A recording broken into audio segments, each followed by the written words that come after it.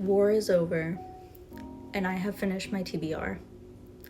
I made myself a promise in January. I was like, I need to tackle this. I need to donate stuff. I need to read it. I need to just clear out all these books over the past 2 years with how big recommendations have gotten on TikTok and stuff like that.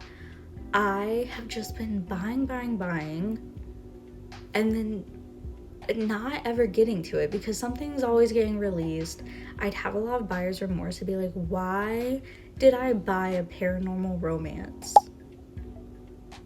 Why did I do that? And then I try and read it and I don't like it. And I'm like, well, yeah, girl, when the fuck have we ever liked paranormal romance? So anyways, I finished it last month and I have a haul. I bought all new books to read for the summer. I also have some that are pre-ordered. I also have my Fairy Loot subscription. So I kind of just wanted to share with you what I bought as someone who reads fantasy and a little bit of romance on the side, and kind of just show you what I'm reading for the summer. So a few months ago, I got recommended Ariadne by Jennifer Saint, which was recommended to me by a friend that is very hard to impress. She kind of just like hates everything, and I can get into that. I think that if you're going to take recommendations, you should take them from people that are hard to impress rather than someone who loves everything. And so I read that book. She wasn't kidding, 5 out of 5. I absolutely adored it. And I said, who the hell is Jennifer Saint? So then I bought this bad boy. This is my current read. I think I am exactly halfway through. This is Atalanta. And so Jennifer Saint only does Greek mythology retellings. I think she has like 4 or 5 books total. I will also be getting them after I finish this. If you aren't familiar with Atalanta's story, I was not. Whenever she was born, she was left on the side of a hill by her father, where a bear and her cubs ended up finding Atalanta and took her in as their own. They raised her up until toddlerhood, and that is when Artemis takes her in and she raises her with her nymphs. She ends up in her early adulthood, as she's becoming a woman, going on Jason's quest to find the Golden Fleece on the Argo, and that's kind of where I am at in it. We are really entering the climax where she starts to question the things that she's been taught and kind of, just forging her own path, self-discovery, all that jazz. I can already tell you this is going to be another 5 out of 5 for me. I adore this. I adore the style of writing that Jennifer has. It's all from a very feminist perspective, and I can't get enough of it. It's great. Love it, love it, love it.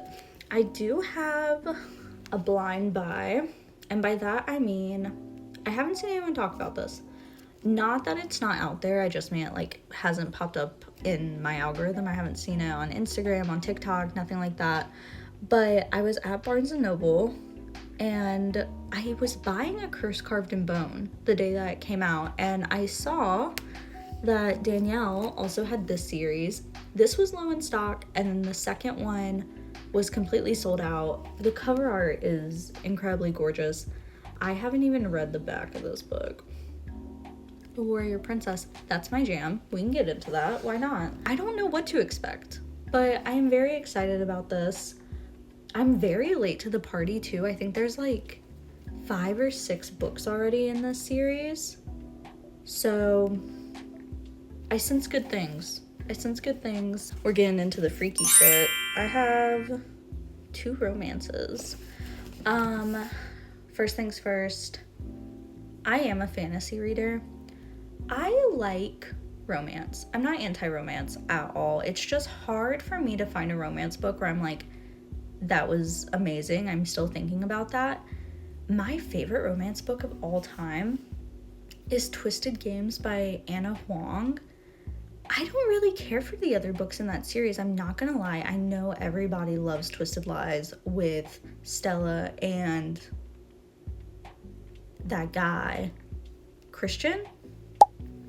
I don't know. Twisted Games to me was like everything. I love the pacing. I love the like, we shouldn't be doing this. I ain't into that. That's the same reason I like The Love Hypothesis too. My top 2 romance books: Twisted Games, The Love Hypothesis. Because it's the same shit, right? It's like, I'm kind of in charge of you, we shouldn't be doing this. So, speaking of The Love Hypothesis and Allie Hazelwood, new Allie Hazelwood book, Problematic Summer Romance. I have read everything that Allie Hazelwood's ever put out. It's just the same thing where, like, I'm telling you, like, it's hard for something to really stick with me. I don't dislike it. I don't think I've ever rated a book of hers below 3.5 stars. They're usually 3.5, 4 stars for me. Love Hypothesis was 5, I think. But this is the sister and the, like, friend, coworker, boss from Not in Love. Age gap romance, 23, 38. I've been really avoiding any, like, spoilers or any talk about this book because I am intrigued. I am, however, more intrigued by this bad boy. First time caller. Again, I'm late to the party. I'm so sorry. I love this cover art, but I skipped it in the bookstore. I'd always kind of skip over it, go get some other stuff. But I have a friend who only reads romance. She reviews a lot of romance books for publishing companies. And she was like, no, this is incredible. And I see her and a lot of other people giving it so much praise on social media. I have not seen a single bad thing about this book. I do know that it's not the sequel, but I think it's in the same universe, just based on, like, the cover art, that there is going to be a second book that comes out early next year, I believe. So I'm gonna jump on this. I might actually read this after I finish Atalanta, just because I want to know what people are talking about. So yeah. My next 2 books are actually written by the same author. This is A Day of Fallen Night by Samantha Shannon. This is the prequel to The Priory of the Orange Tree. I read The Priory of the Orange Tree back in April, I believe, and it was incredible. No notes.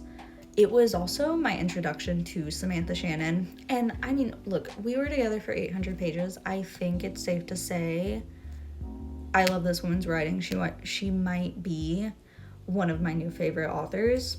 I love that with her, there's always a sapphic romance plotline in it. I think that her writing is amazing. I love how detailed it is. I love her world building, and I love that it's never confusing. It's not jumbled, it's not confusing, it's so easy to follow. It flows so beautifully. Impeccable. I'm very excited for this. I'm gonna try and finish it. Oh God. Maybe by like early July, mid-July. I'm hoping to have this read and done. Also, by Samantha Shannon, I am starting this series. This is her first series, I believe. Yeah, I also know nothing about this. I looked her up on Instagram. I saw that she had this. I went to Barnes & Noble the other day and I said, yup, I'll start it, because I trust her. I trust her with everything. And yeah, another sapphic romance plotline. Great. As for what I have coming in the mail, I do have a pre-order for the Fairy Lou edition of A Crown So Silver, which is the sequel to A Feather So Black. I loved A Feather So Black. I don't have the Fairy Lou edition of it. It came in the adult box sometime last year. I was still on the wait list at the time. I was on the adult wait list for like a year, and I was on the Romantasy wait list for like 9 months. And I got off the Romantasy wait list. That was the one I wanted more so. So I got that, and then I want to say in like April or May, I finally got my adult invitation. I didn't pick it up, but I was like, damn, that was a long time. So I don't have A Feather So Black, but whenever they announced the design for A Crown So Silver, it was absolutely gorgeous. I'll have to put a picture of it. I jumped on that so quickly, and I am really glad that I did. I hadn't read A Feather So Black yet, but once I ordered it, I was like, okay, let me get on this. What did I just order? And I loved it. So many people didn't like it. The reviews were saying that it was kind of boring, it fell flat. I thought that it was incredible. I love the Swan Lake-esque thing that's going on with it. I love all the folklore in it too. I like a gothic fairy tale feel is actually me. Like, to my core, that is truly what I love. So I think that might actually be what I am most excited for, aside from A Day of Fallen Night. And then I also have the June Fairy Loot Romantasy that everyone is freaking out about. I have seen people that are already listing it to resell. It's supposed to be like how The Night and the Moth was for the May adult box. Like, this is kind of supposed to be like the romantasy version of that, where people are really freaking out.